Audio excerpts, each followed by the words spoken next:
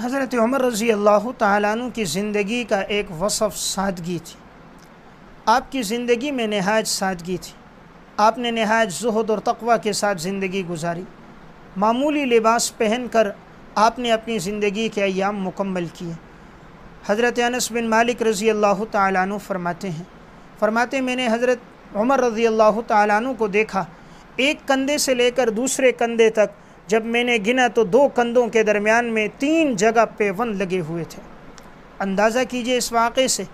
इस वाक़े को इमाम इब्न साद रहमतुल्लाह अलैह मुतवफ़ा 230 हिजरी ने अत-तबक़ातुल कुबरा में नक़ल किया है कि हज़रत अनस फरमाने लगे, मैंने अमीरुल मोमिनीन का लिबास देखा, एक कंधे से दूसरे कंधे के दरमियान 3 जगह पेवंद लगे हुए थे। इतनी सादगी थी। 22 लाख मुरब्बा मील के बादशाह और किसी सादगी से ज़िंदगी गुजारी। इमाम इब्न साद रहमतुल्लाह अलैह ने तबक़ातुल कुबरा ही में नक़ल फरमाया कि आपके लिबास में 12 जगह पेवंद लगे हुए थे।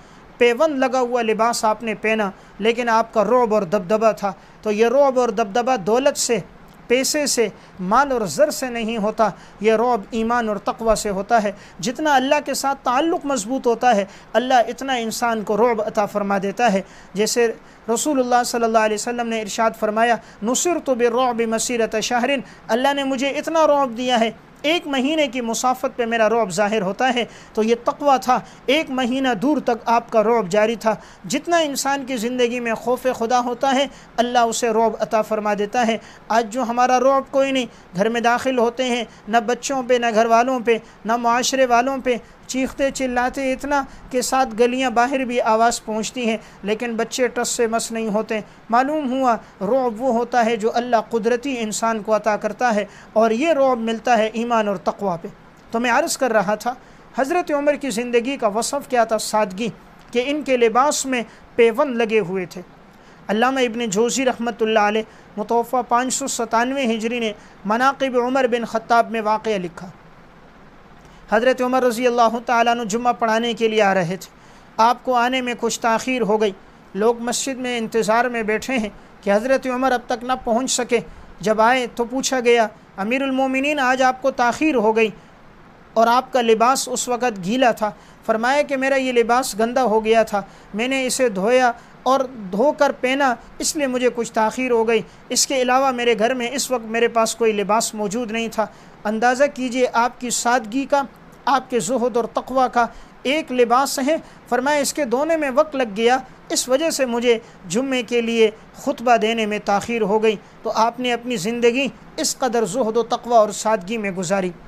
आपकी सादगी का अंदाज़ा इस वाक़े से लगाइए।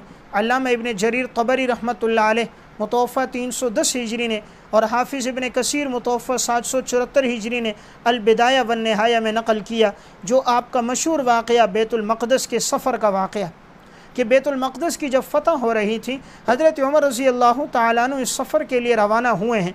इस सफ़र में आप जब ये सफ़र आए हैं, पहुँचते हुए जब आप बैतुल मक़दस में पहुँचे हैं तो रास्ते में गर्दो गुबार आपके कपड़ों पे लग गया था।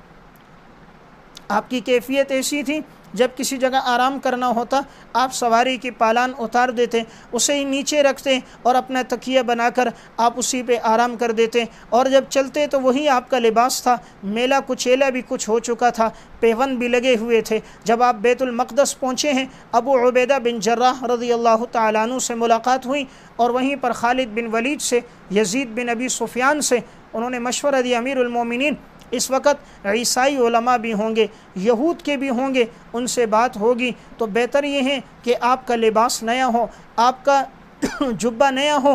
हज़रत उमर ने उस मौके पर इरशाद फरमाया अल्लाह ने हमें इज़्ज़त इस्लाम के ज़रिए से दी है, माल ज़र और लिबास से नहीं दी, और जब भी हम इसको छोड़ेंगे तो हम ज़लील हो जाएंगे। यानी हमारी इज़्ज़त लिबास के साथ इज़्ज़त है। हज़रत उमर रज़ी अल्लाह तआला ने फरमाया अबू उबैदा से, तुम्हारे अलावा कोई जुमला कहता तो मैं उसे सज़ा देता, मुझे ये बात तुम्हारी पसंद न आई। हज़रत उमर फिर वहाँ गए और बैतुल मक़दस की शराइत उनके साथ तय हुई, और उन्होंने बग़ैर जंग के बैतुल मक़दस की चाबियाँ अमीरुल मोमिनीन के हवाले कर दी और फ़तह हो गया।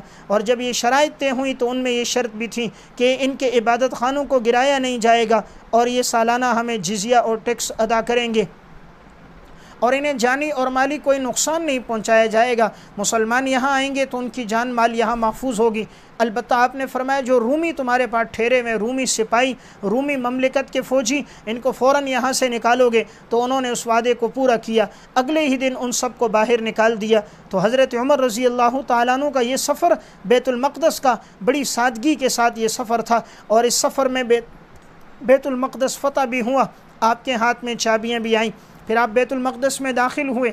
जब आप अंदर पहुँचे, आप मेहराब के पास आए तो मेहराब के पास कुछ कचरा सा मौजूद था। उसकी वजह ये थी कि ये ईसाई लोग थे, और ये ईसाई लोग इसलिए फेंक देते थे, इन्हें यहूदियों के साथ अव्वल से एक दुश्मनी रही है। यहूदियों के साथ इनका ताल्लुक़ ऐसा रहा, इनके दिलों में क़िबला अव्वल का वो एहतराम और अदब नहीं था। ये यहूदियों की ज़िद में इस तरह किया करते थे। इसलिए तारीख़ तबरी में और हाफिज़ इब्न कसीर ने अल-बिदाया में ये वाक़या लिखा है, हज़रत उमर रज़ी अल्लाह तआला अन्हु ने अपनी चादर डाली और आपने वहाँ से जो मौजूद था वो सब को उठाया और आपने बाहर फेंका। फिर आपने वहाँ पर 2 रकात नमाज भी आपने अदा की। तो गोया आपके पूरे ये सफ़र का वाक़या जो हमें सामने आता है तारीख़ की रोशनी में, जिसे मुफ़स्सल इब्न कसीर रहमतुल्लाह अलैह ने लिखा, वो सारा सफ़र का वाक़या सादगी के साथ, कहाँ मदीना कहाँ फ़लस्तीन, इतना लंबा सफ़र आपने तय किया और इतनी आजिज़ी और तवाज़ो के साथ इस तरह के लिबास में तय किया जो आने वाली उम्मत के लिए एक नमूना बन गया कि हुक्मरान वो नहीं होते जो तायुश की ज़िंदगी गुजारें, जिनके आगे पीछे प्रोटोकॉल हो, सैकड़ों लोग और 20 गाड़ियाँ जिनके आगे पीछे हों। असल हुक्मरान वो लोग थे जिन्होंने सादगी के साथ ज़िंदगी गुजारी, जो लोगों के दिलों पर हुक्मरानी किया करते थे। उनकी आमद से इलाके के इलाके फ़तह हो जाते थे और दुश्मन ख़ुद चाबियाँ उनके कदमों में डाल देते थे।